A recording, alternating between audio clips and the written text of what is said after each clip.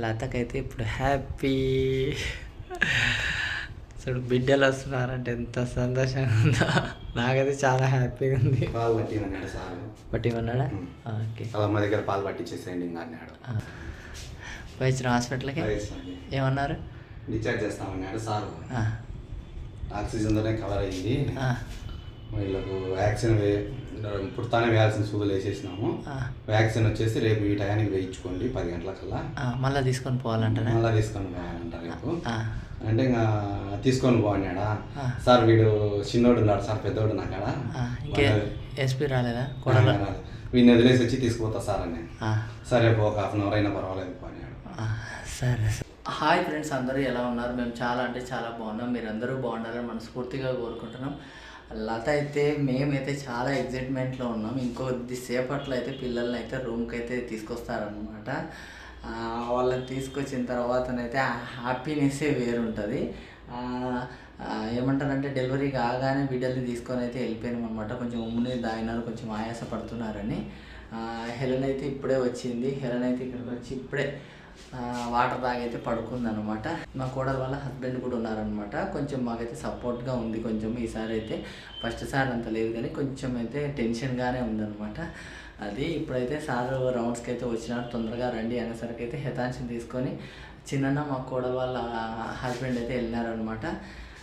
అది ఇంకొద్దిసేపట్లో మేము room shift అవుతాము. అలాగే పిల్లలు మా రూమ్కి వస్తారు కాబట్టి ఆ హ్యాపీనెస్ని మీతో అయితే షేర్ చేసుకుంటాము. కాకపోతే లత అయితే ఏం మాట్లాడే పరిస్థితిలో అయితే లేదండి. మీ అందరికీ తెలుసు, డెలివరీ అయిన తర్వాత ఎవరు మాట్లాడలేరు. తను చాలా బ్లడ్ లాస్ అయింది కాబట్టి, బ్లీడింగ్ అయింది కాబట్టి తను చాలా వీక్గా ఉంది. నిజంగా డెలివరీ అయ్యేటప్పుడు కూడా వామిటింగ్స్ హెవీగా అయిపోయినాయంట. అది కూడా మేము చాలా టెన్షన్ పడ్డామన్నమాట. ఎందుకంటే మళ్ళా వామిటింగ్స్ అవుతుంటే కుట్ల దగ్గర ఇబ్బంది అవుతుంది అని మేడం కూడా చెప్పినారు. కొంచెం ఇట్లా పట్టుకొని వామిటింగ్ చేయి, ఏం టెన్షన్ పడకు, వామిటింగ్ వచ్చేదాన్ని మనం ఏం చేయలేం కదా, వామిటింగ్ రాకుండానైతే ఇచ్చినారు. బ్లీడింగ్ ఎక్కువ అవ్వకుండా కూడా ఇంజెక్షన్స్ అయితే వేసినారు. కాకపోతే బ్లీడింగ్ అయితే ఆగట్లేదు. ఇక లేడీస్ ప్రాబ్లమ్స్ అవి మనం ఏం చెప్పలేం కదండి. అవి ఇంకా భూమాతతో పోలుస్తారు. వాళ్ళకైతే హ్యాట్సప్ చేయాలండి. లేడీస్కి అయితే ఎంతో పెయిన్ తట్టుకుంటే మాత్రమే బిడ్డలకైతే జన్మనైతే ఇస్తారు. ఫస్ట్ సార్ అయితే మా నాన్న వాళ్ళకి చెప్పినా కూడా రాలేదు కదా, అందుకోసమే ఇప్పుడే నా మనసులో అయితే ఏముందంటే నేను చెప్పలే కదా, అందుకోసమే రాలే కదా అదైతే నాకైతే సంతోషంగా ఉంది. ఎందుకంటే మళ్ళీ ఒకవేళ ఫోన్ చేసి చెప్పినా కూడా వాళ్ళు రాలేదనుకో నాకు బాధగానే ఉంటుంది. అదేదో నేనే చెప్పకుండా సైలెంట్గా ఉంటే అలా. లత ఏం చెప్తుందంటే, నువ్వు రెస్ట్ చేస్తే లత ఏం చెప్తుందంటే తను ఏం చెప్తుందంటే, నేను ఈసారి చెప్పలేదు కాబట్టి వాళ్ళు రాలేదన్న ఫీలింగ్లో అయితే నేను ఉంటాను. ఎందుకంటే నేను చెప్పలేదు కాబట్టి రాలేదు. ఒకవేళ నేను చెప్పినా కూడా వాళ్ళు రాలేదనుకోండి, నాకు అది బాధగా ఉంటుంది. కాబట్టి నేను ఈసారి చెప్పలేదు, మా వాళ్ళు రాలేదన్న హ్యాపీనెస్లోనైతే ఉంటాను నేను అని చెప్తుంది. ఎందుకంటే ఫస్ట్ చార్జ్ చెప్పి ఎవరు రాక తను చాలా ఫీల్ అయింది. మేము కూడా చాలా అప్సెట్ అయినాం. కాబట్టి ఈసారి నేను అసలు ఎవరికి చెప్పలేదు, ఎవరు రాలేదన్న హ్యాపీనెస్లోనైతే ఉంటాను. నేను చెప్తే వచ్చేటాళ్ళేమో అన్నట్టుగా తనకు తాను మోటివేట్ చేసుకోవడం అంటారు కదా, అట్లుందనమాట. అది కూడా నాకైతే ఒక ధైర్యంగానే ఉంది. ఎందుకంటే తనను తను స్ట్రాంగ్గా ఉంచుకోగలుగుతుంది కాబట్టి అదొక హ్యాపీనెస్ అనమాట. ఇది ఇంకొద్దిసేపట్లో అయితే బిడ్డలైతే రూమ్కి అయితే వస్తారు. అదొక హ్యాపీనెస్ తన మొహంలోనే తెలిసిపోతూ ఉంటుంది. పిల్లలు వస్తుంటే ఒక తల్లి ఎంత హ్యాపీగా ఉంటుందో.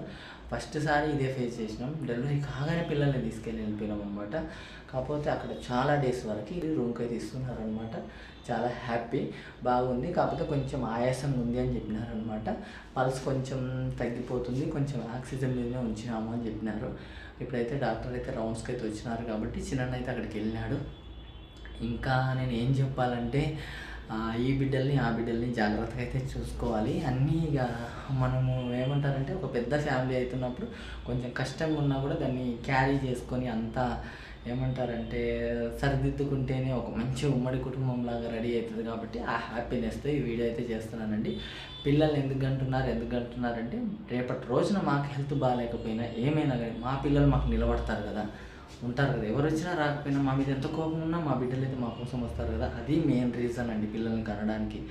నీకు 2 పిల్లలు ఉన్నారు మళ్ళీ కన్నావు, నీకు 2 పిల్లలు ఉన్నారు మళ్ళీ కన్నావు, నీకు అవసరమా, ఇప్పుడు ఉన్నారు కదా అని చాలా మంచి కామెంట్లు పెట్టిన వాళ్ళు ఉన్నారు, బ్యాడ్ కామెంట్లు పెట్టిన వాళ్ళు ఉన్నారు. దానికి నేను ఈ టైంలో చెప్పాల్సిన రీజన్ ఏంటంటే, మమ్మల్ని చూడడానికి ఎవరు రారు కాబట్టి మా బిడ్డలు ఉంటే మాకు వస్తారు, అదే మైండ్ సెట్ పెట్టుకొని అయితే ఉన్నామన్నమాట. దానికోసమే తను ఎంత ఇబ్బంది అయినా కూడా ప్రెగ్నెంట్ అయింది. ఎందుకనంటే వెంటనే ప్రెగ్నెన్సీ అంటే అది ఎంత ప్రాబ్లమో లేడీస్కి మాత్రమే తెలుస్తుంది, జెంట్స్కి అయితే ఎవరికి తెలియదు. అది చూసి అనుభవిస్తున్న వాళ్ళ బాధని యాక్సెప్ట్ చేయగలుగుతారు, చూసినారు ఆ బాధను మనం కూడా ఫీల్ అవుతాం చూసినా వాళ్ళకైతే తెలుస్తుంది అనమాట. నన్ను చూడడానికి ఎవరు రాలేదు, నా బిడ్డలు ఉంటే నా పక్కన నిలబడతారు కదా, మా ఫీలింగ్ అదే అనమాట. అదే, అంతకుమించి ఇంకేం లేదు. ఇంకొద్దిసేపట్లో మాత్రం మా బిడ్డలు అయితే రూమ్కి అయితే వస్తారు. అంతకు మించిన ఏమంటారంటే ఇంకా అదే హ్యాపీనెస్ అయితే ఇంకా నేను మాటల్లో చెప్పలేను. వాళ్ళని మీకు చూపిస్తుంటేనే నాకు ఇక ఆ సంతోషం కోట్ రేట్లు అన్నమాట. కొన్ని కోట్లు నా ముందర పడితే ఎంత హ్యాపీనెస్ ఉంటుందో, బిడ్డల్ని మీకు చూపిస్తుంటే నేను చూస్తుంటే అంత హ్యాపీనెస్ ఉంటుంది. నేనైతే చూసినానండి, డెలివరీ కాగానే మహిళని నన్ను అయితే పిలిచినారు. లతకైతే ముందు చూపిస్తారు, ఎందుకంటే అమ్మ బొజ్జలోంచి బిడ్డలు రాగానే మాత్రము అమ్మకే చూపిస్తారు, అమ్మతో ముద్దు పెట్టిస్తారు. మళ్ళీ క్లీన్ చేసిన తర్వాత కూడా అమ్మకే చూపించి ముద్దు పెట్టించినారు. తర్వాతనే అక్కడికైతే తీసుకొని వెళ్ళామన్నమాట. అప్పుడు కొంచెం టెన్షన్ అయితే పడ్డాము, ఎందుకంటే మళ్ళీ పిల్లల ఆసుపత్రి కంటే మళ్ళీ ఎన్ని డేస్ ఉండాలేమో అని. సార్ అయితే అంతా బాగుందని చెప్పినారు. అదే మాకైతే కోటి రూపాయల కంటే ఎక్కువ అనమాట. ఇక నాకైతే మాటలు అయితే రావట్లేదు. ఒక ఫాదర్కి ఇంతకు మించిన హ్యాపీనెస్ అయితే ఉండదండి. లాటరీలో 10 కోట్లు తగిలినట్టుగానైతే ఉందన్నమాట. ఫస్ట్ అట్లనే ఉంది, ఇప్పుడు అట్లనే ఉందన్నమాట. అది తండ్రికి ప్రతిసారి ఒక డిఫరెంట్ ఫీలింగ్ ఉంటుంది, తల్లికి మాత్రం ప్రతిసారి ఒక పునర్జన్మలాగా ఉంటుంది అనమాట. అది ఇదే బాధను మీతో షేర్ చేసుకోవడానికి మాకు ఇంతమంది ఫ్యామిలీ మెంబర్స్ ఉన్నారని ఈ వీడియో అయితే చేస్తున్నా. అదే నేనైతే అనుకునేది. మా హెలెన్ గారు చూడండి, మంచిగా అయితే ఇంటి దగ్గర రెడీ చేసి వచ్చింది. వాళ్ళకైతే క్యారీ అయితే తీసుకొని వచ్చామన్నమాట పొద్దున్నే. అది పొంగల్ అయితే రోజు పొంగల్ పెడతాం కాబట్టి నెయ్యి పొంగలి, ఆ పొంగల్ అయితే తినిపించగానే పడుకుంది. హెతాంశ్ అయితే కొద్దిగానే తిన్నాడు, మరీ తిన్నాడని మాత్రం నేను చెప్పాను. తినగానే వాడిని అయితే హాస్పిటల్కి అయితే తీసుకొని వెళ్ళారు, ఎందుకంటే ఇక్కడ మాకు ఇబ్బంది అవుతుందని. చిన్న వస్తున్నాడు వచ్చిన హాస్పిటల్కి, ఏమన్నారు? డిశ్చార్జ్ చేస్తామన్నాడు సార్. ఆక్సిజన్తోనే కవర్ అయ్యింది, వీళ్ళకు వ్యాక్సిన్ పుడతానే వేయాల్సిన సూదులు వేసేసినాము. వ్యాక్సిన్ వచ్చేసి రేపు ఈ టయానికి వేయించుకోండి 10 గంటలకల్లా.